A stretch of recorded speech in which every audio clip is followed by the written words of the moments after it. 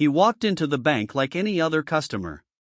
No bodyguards, no tailored suit, just a faded shirt, worn shoes, and a weathered savings booklet in his hand. The marble floor gleamed, but eyes didn't.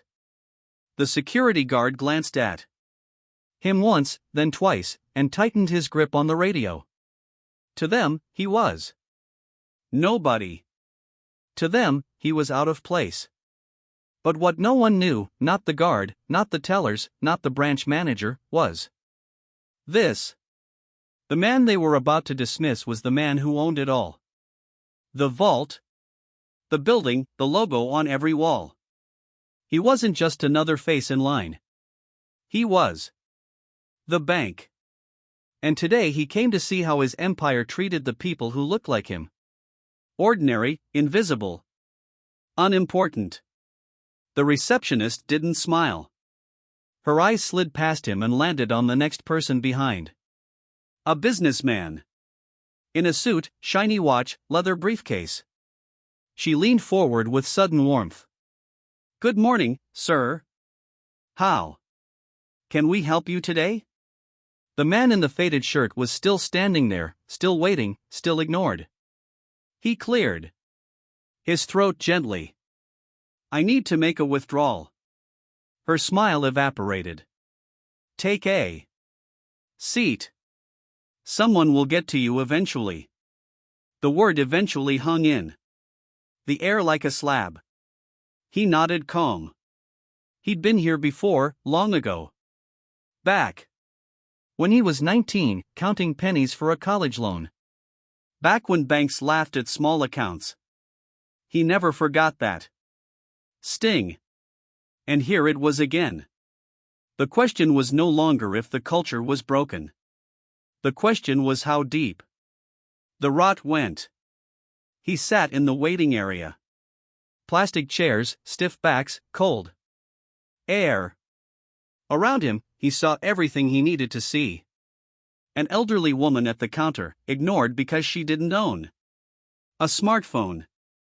A young man asking about a loan, mocked under someone's breath for his cheap sneakers. A mother with a toddler, told she needed documents that weren't even on the list. Everywhere, the same pattern.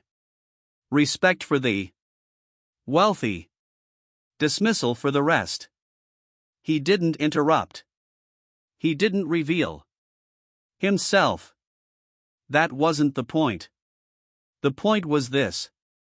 If his own staff could treat strangers with such coldness, what did they do when no one was watching?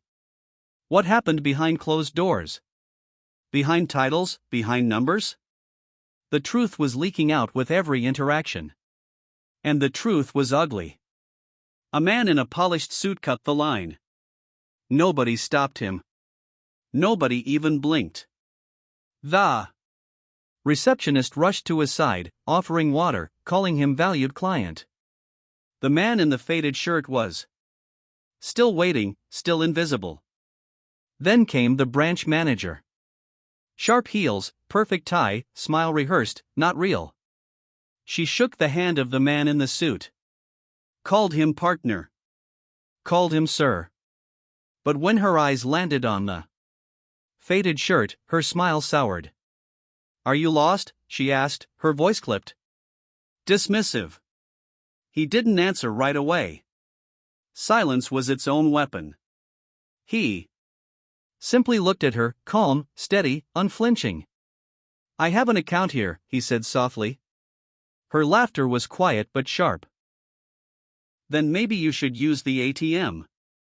The line behind him chuckled. Someone whispered, "Probably broke." Another said, "Wrong place, wrong man." The air thickened, not with hostility, but with quiet ridicule. He didn't fight it. He absorbed it. Every sneer, every dismissal, every word unspoken. Because this was why he came, not for service, for truth. And the truth was standing right in front of him, wrapped in arrogance, blind to the consequences. The vaults behind the wall carried billions. But the front of the house carried rot. And in that rot he saw opportunity, not for revenge, for revelation, because 20 minutes from now, this lobby would never be the same. Not for the staff, not for the customers, not for the woman who thought standards meant shutting doors.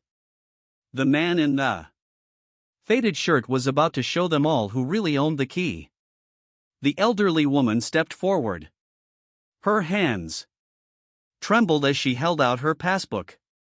She just wanted to withdraw enough for groceries. Her voice was soft, almost apologetic. The teller didn't even look at her.